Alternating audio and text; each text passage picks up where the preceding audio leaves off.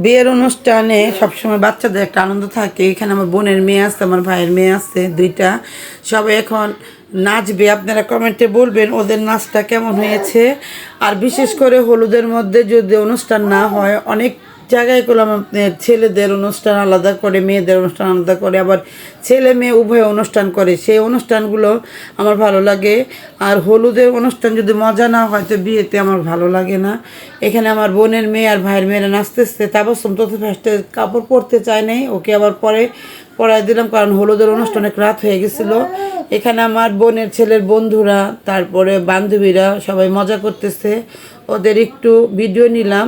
কেমন মেয়েদের দিয়েছে জলপাই কালার কাপড় আর হচ্ছে খয়েরি কালার ব্লাউজ, আর ছেলেদের দিয়েছে নেভি ব্লু পাঞ্জাবি।